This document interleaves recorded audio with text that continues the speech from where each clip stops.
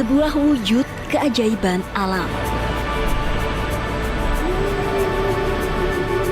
Tanah subur, hamparan lumbung pangan.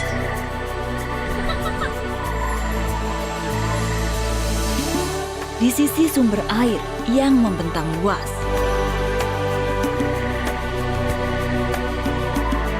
Menjadi rumah bagi puluhan generasi. Yang mewarisi keramahan dan keunikan budaya tanah ini.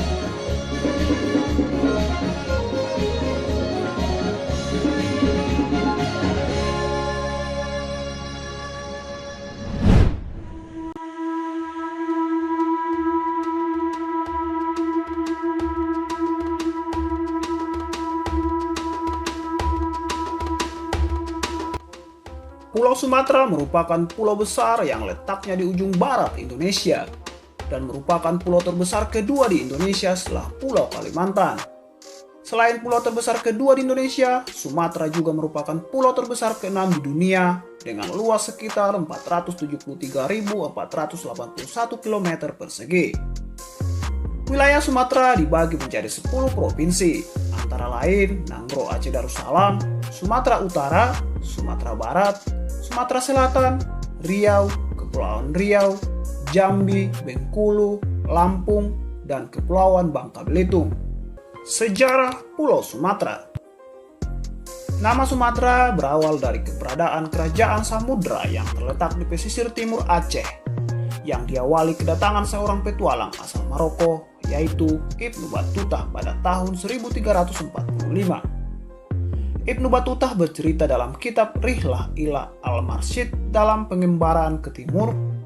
Dia melafalkan kata Samudra menjadi Samatera dan kemudian menjadi Sumatera. Dan selanjutnya Sumatera tercantum dalam peta-peta abad ke-16 buatan Portugis. Dan seorang musafir dari Cina yang bernama Ising yang bertahun-tahun menetap di Sriwijaya, Palembang yang sekarang pada abad ke-7, menyebut Sumatera dengan nama Cincou yang berarti negeri emas.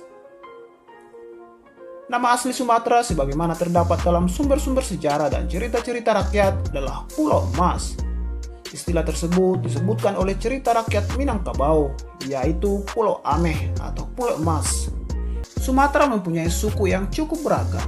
Secara umum, Pulau Sumatera didiami oleh suku Melayu, yang terbagi ke dalam beberapa suku. Suku-suku besar ialah Aceh, Batak, Melayu, Minangkabau, Basema, suku Rejang, Ogan, Komering, dan Lampung. Di wilayah pesisir timur Sumatera dan di beberapa kota-kota besar seperti Medan, Batam, Palembang, Pekanbaru, dan Bandar Lampung banyak bermukim etnis Tionghoa. Halo adik-adik, selamat hari Minggu. Perkenalkan, nama kakak adalah kakak David. Nah, kakak biasa melayani di Kega MTHS Abalov Timur. Nah, tahu nggak adik-adik, Kega hari ini temanya spesial banget. Kenapa adik-adik? Karena hari ini adalah hari kemerdekaan. Nah, kita dalam bulan kemerdekaan Indonesia. Tapi sebelum kita mau memulai memuji Tuhan dan beribadah, kita berdoa dulu ya. Adik-adik yang di rumah, kita berdoa. Yuk, jangan bohong. Yuk, kita bersatu dalam doa. Lipat tangannya, tutup matanya. Tuhan Yesus, terima kasih kami boleh beribadah pagi hari ini untuk memuji Tuhan. Walaupun kami di rumah aja, kami tetap bersyukur ya Tuhan. Berkati ibadah kami penuh dengan sukacita. Di dalam nama Tuhan Yesus. Haleluya. Amin. Kega Warrior, let's go. Nah, adik-adik, sekarang kita akan memuji Tuhan dengan tarian tortor. Ya, adik-adik, Indonesia terdiri dari ribuan suku bangsa. Tapi sekarang kita mau memuji Tuhan dengan tarian tortor. Caranya gimana? Ikutin kakak ya. Nah, tangannya bisa begini, ya, atau begini. Seru ya adik-adik ya. Indonesia luar biasa ya. Yuk, mari kita memuji Tuhan dengan tarian tortor. Siap-siap adik-adik. Yuk, biarlah segala suku bangsa memuji Tuhan dengan irama suku Batak. Kita mau memuji Tuhan, kasih-Nya seperti sungai. Kasih-Nya seperti sungai, kasih-Nya seperti sungai, kasih-Nya seperti sungai di hatiku. Mengalir di waktu susah, mengalir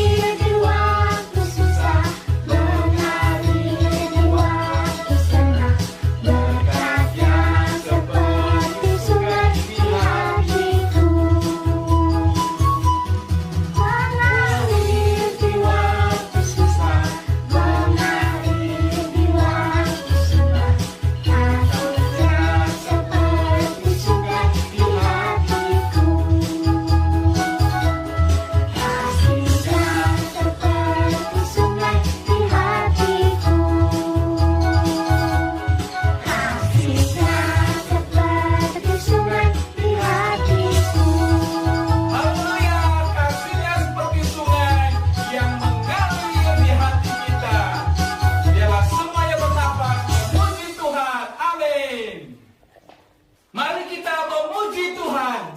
Dari suku Minang memuji Tuhan. Dari terbit matahari.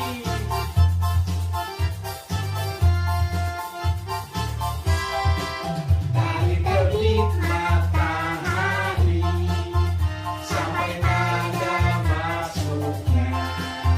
Biarlah nama Tuhan dipuji. Dari terbit matahari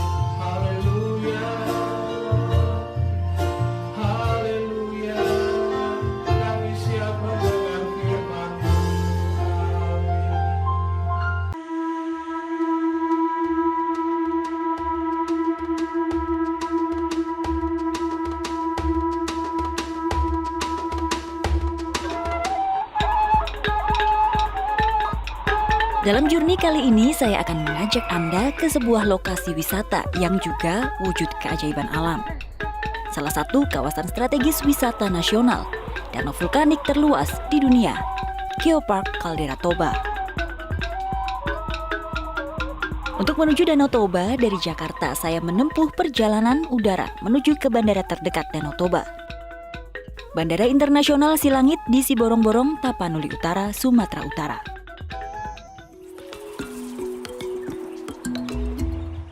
Nah, tak lama kapal wisata pun bersandar di depan resort.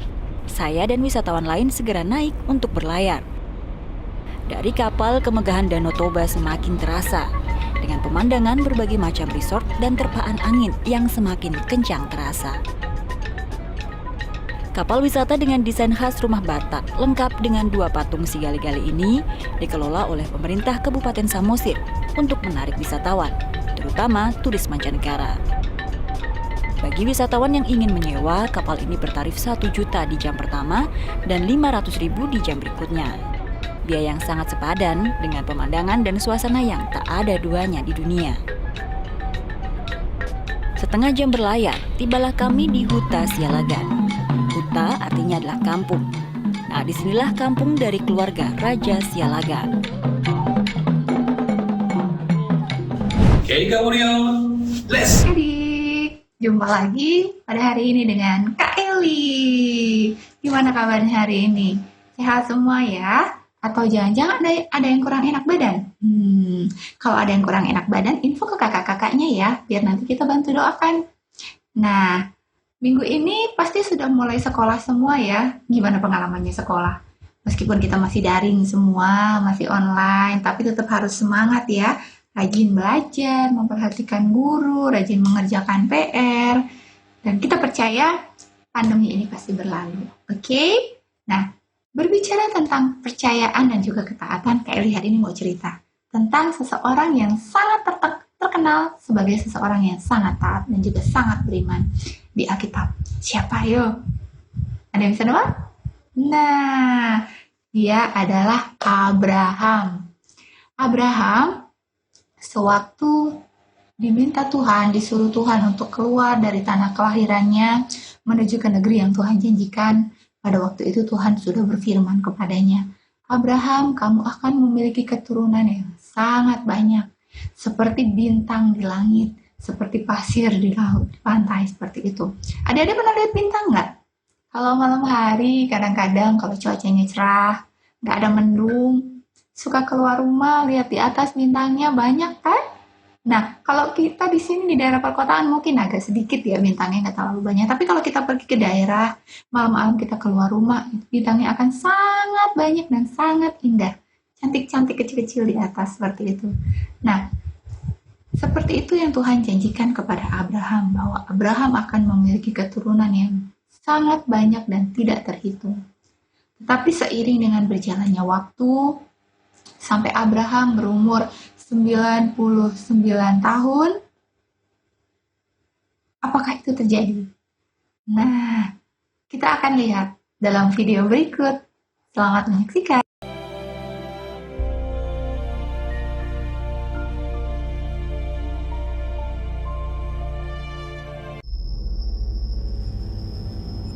Ketika Abram berumur 99 tahun, maka Tuhan menampakkan diri kepada Abram dan berfirman kepadanya, Akulah Allah yang Maha Kuasa.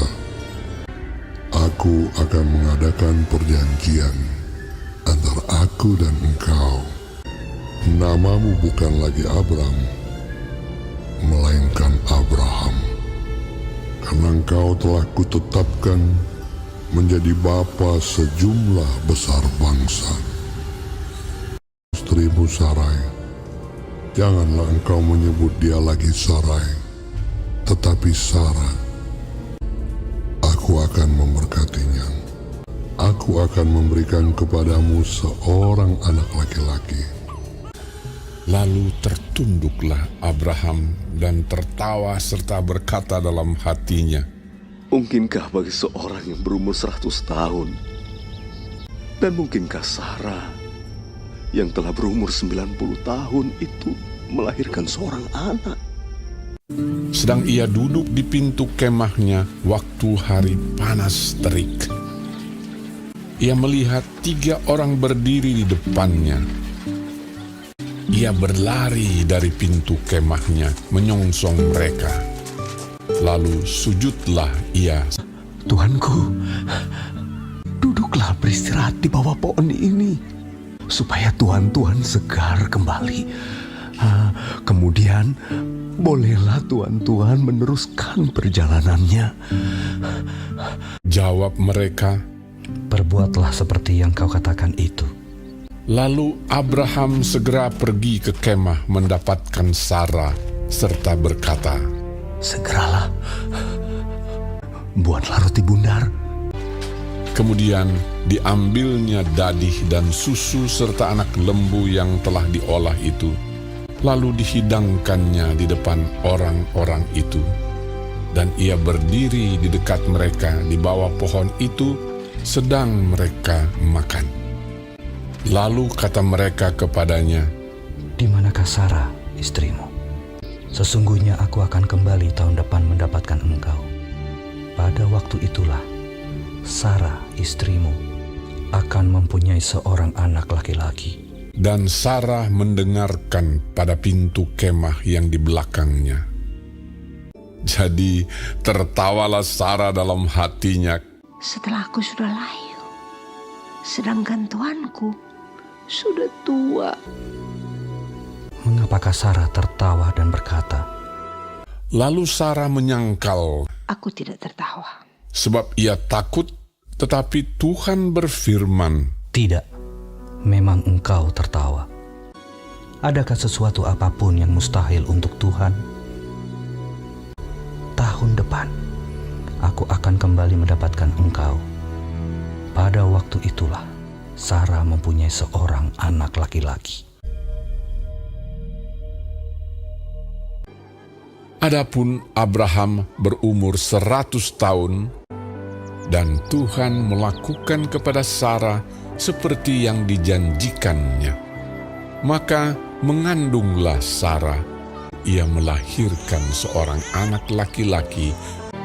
Abraham menamai anak itu Ishak, yang dilahirkan Sarah baginya. Gimana setelah melihat videonya? Dalam video tadi, kita bisa lihat ketika Tuhan kembali mengingatkan Abraham melalui 3 malaikat yang Tuhan utus. Abraham waktu itu berumur 99 tahun. Dan Sarah berumur 90 tahun. Coba bayangkan. Sudah kakek-kakek dan nenek-nenek umur 90 tahun. Kakeknya Kak Eli aja umurnya mungkin 92 tahun, jadi belum 100 ya, belum 99 kayak Abraham. Itu sudah sangat renta, jalannya sudah bungkuk, kulitnya sudah keriput, makan susah. Jadi kondisi badan sudah sangat tidak fit. Apalagi Sarah, 90 tahun. Tapi Tuhan bilang, tahun depan kamu akan melahirkan seorang anak laki-laki. Coba bayangkan, kakek-kakek dan nenek-nenek mau punya anak gimana? Apakah mungkin? Tapi ternyata dalam Tuhan, bagi Tuhan tidak ada yang mustahil. Dan 1 tahun berikutnya benar-benar terjadi bahwa Sarah melahirkan anak dan diberi nama Ishak. Nah, adik-adik, dalam kehidupan kita begitu banyak janji yang sudah Tuhan berikan, betapa Dia akan menyertai kita, Dia akan melindungi kita, Dia akan selalu bersama dengan kita. Terkadang dalam setiap permasalahan yang kita hadapi, mungkin kita sering lupa bahwa sebenarnya Tuhan selalu ada di samping kita. Mungkin kadang dalam masalah yang kita hadapi, kita lupa bahwa Tuhan selalu akan menyertai kita. Nah, hari ini kita mau belajar tentang hal tersebut. Bahwa apapun yang terjadi dalam kehidupan kita, kita tidak boleh ragu kalau Tuhan selalu ada bersama kita. Bahwa apapun yang terjadi dalam kehidupan kita, kita mau tetap jalani dengan bersyukur. Contohnya, dalam keadaan pandemi seperti ini. Apalagi sekarang sedang PPKM ya. Kita nggak bisa ke mall, kita nggak bisa makan di restoran, kita nggak bisa ke sekolah, harus tetap selalu di rumah. Kadang kita keluar bertemu dengan orang saja kita khawatir, apakah orang itu sehat, apakah orang itu membawa COVID atau tidak. Terkadang sebagai orang mungkin kita khawatir, tapi kita tetap percaya bahwa perlindungan Tuhan selalu ada untuk kita.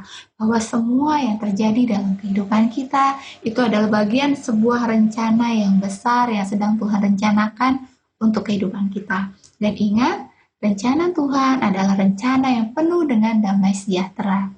Oke?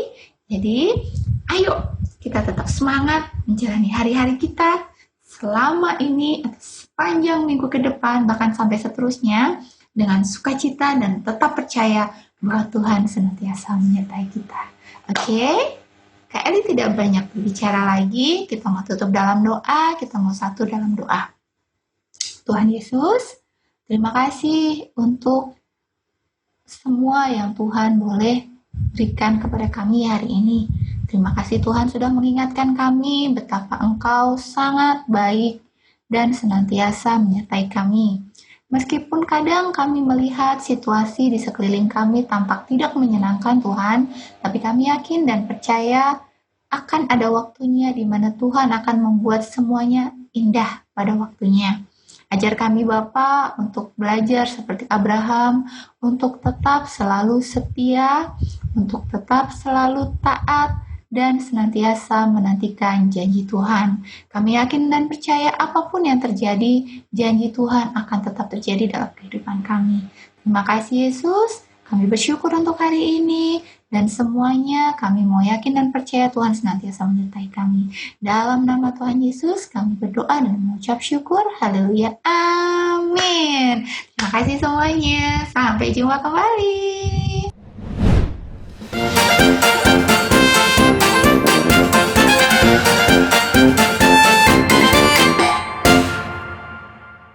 Hai teman-teman, ayo kita membuat Baby Star Craft. Bahan-bahannya adalah kertas kosong, boleh warna apa aja, potong-potongan berbentuk bintang. Aku punya nih warnanya ungu, kuning, biru tua, dan juga biru muda. Potongan warna bentuk bulat, maksudku bulat, lalu bulan sabit, lalu kata-kata, God, keeps, his, promise to. Karena namaku Naomi, jadi ditulisnya namanya Naomi. Nama teman-teman, kalau nama teman-teman ditulis nama teman-teman aja. Dan juga kita butuh lem kertas. Sekarang, ayo kita tempelkan.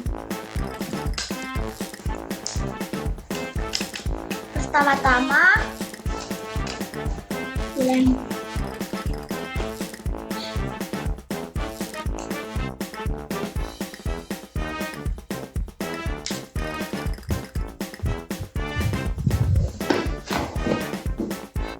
Secukupnya aja.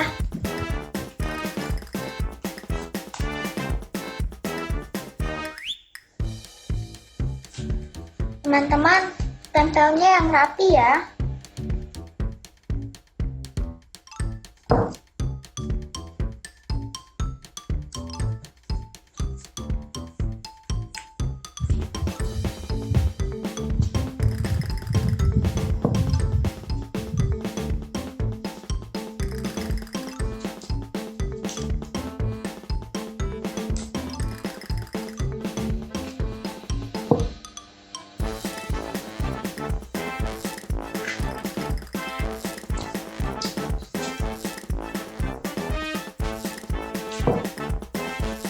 Sedikit lagi.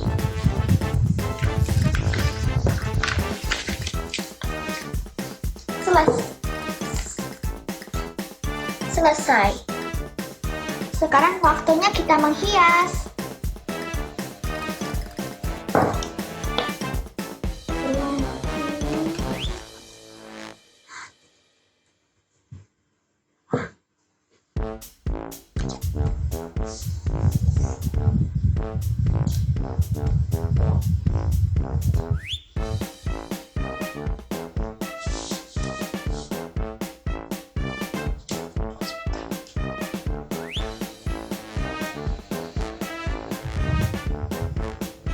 Ini boleh bebas ya teman-teman.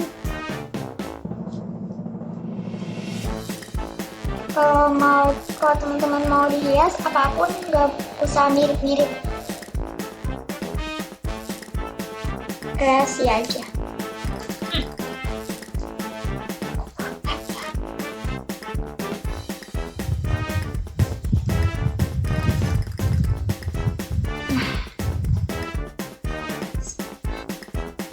Kita butuh.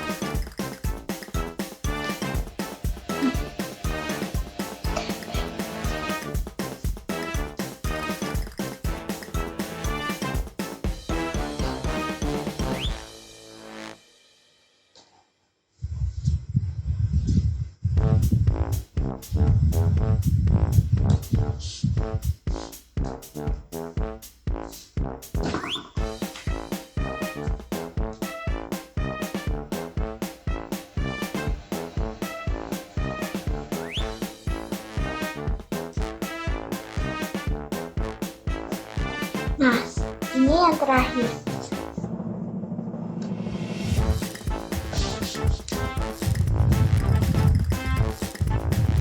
Nah, ini versi aku ya teman-teman.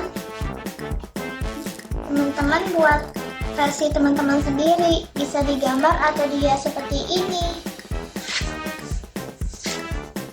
Jangan lupa dikumpulkan sebelum hari Kamis. Selamat berkreasi, teman-teman. Tuhan Yesus memberkati.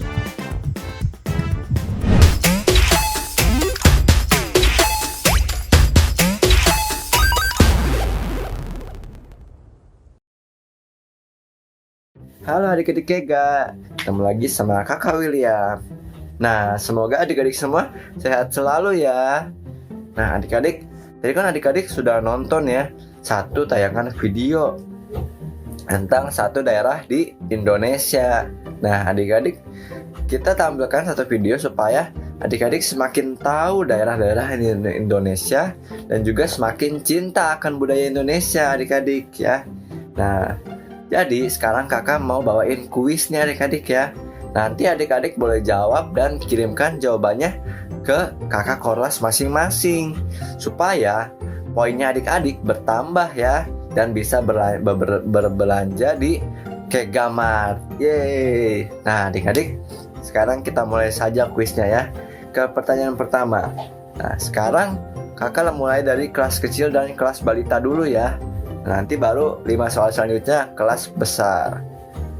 Pertanyaan pertama, apakah ibu kota di Sumatera Utara? Ayo, apa ya kira-kira? Nah, boleh dijawab ya adik-adik ya. Pertanyaan kedua, apa nama danau terbesar di Provinsi Sumatera Utara? Nah, apa tuh nama danau terbesar di Provinsi Sumatera adik-adik ya?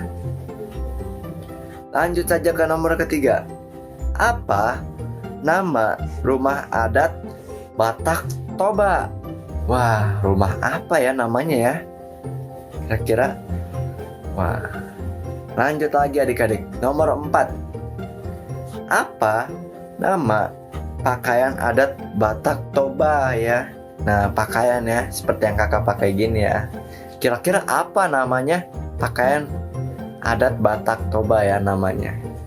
Nah, adik-adik lanjut nomor 5, nomor terakhir ya buat kelas kecil dan kelas balita. Bika Ambon berasal dari daerah. Nah, dari daerah mana ya kira-kira ya? Nah, betul sekali adik-adik ya. Langsung saja dijawab. Oke adik-adik, pertanyaan kelas ke balita dan kelas kecil sudah selesai. Kita lanjut ke pertanyaan kelas besar. Siap-siap ya kelas besar, karena pertanyaannya pasti akan lebih sulit dong pastinya ya. Tapi kakak percaya kalian pasti pintar-pintar untuk menjawab ya. Pertanyaan pertama, apa nama tempat replika pagoda di Kabupaten Karo? Ayo, kalau kalian nonton videonya pasti kalian tahu lah pastinya ya. Nah, lanjut ke nomor kedua. Apa nama rumah adat Batak Toba? Ayo, apa ya kira-kira rumahnya namanya? Gak rumah doang, tapi ada namanya rumah nih. Nah, adik-adik ya. Langsung saja kita nomor 3. Apa nama danau vulkanik terbesar di dunia? Waduh, makin susah aja nih kak. Apalagi danau vulkanik kak? Nah, adik-adik pasti adik-adik tahu lah ya. Nah, kakak percaya kan pasti sudah belajar ya kalau sudah kelas besar ya. Nah, kita lanjut ke pertanyaan keempat. Apa nama air terjun paling megah di Kabupaten Karo adik-adik ya? Waduh, apa nih? Kan air terjun banyak kak. Nah, ini air terjunnya yang paling tinggi dan megah ya di Kabupaten Karo. Kira-kira apa ya? Langsung saja dijawab ya adik-adik ya. Nah, ini dia pertanyaan kelima, pertanyaan terakhir ya buat kelas besar. Medan merupakan ibu kota dari. Nah, adik-adik ya. Nah, itu mah gampang ya adik-adik, pasti kelas besar ini jawabnya langsung 100 semua ya. Nah, oke adik-adik, sekian dulu dari kakak. Selamat menjawab ya kuisnya. Semoga kalian dapat poin yang banyak. Dadah.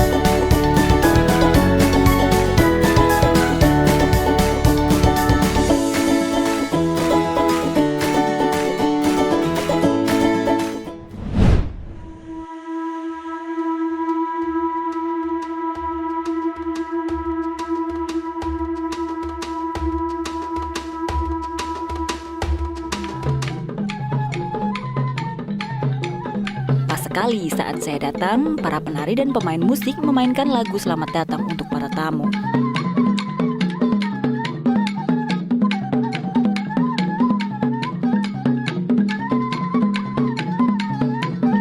Dengan musik khas Batak yang menghentak, membuat siapapun yang menonton bersemangat dan menikmatinya.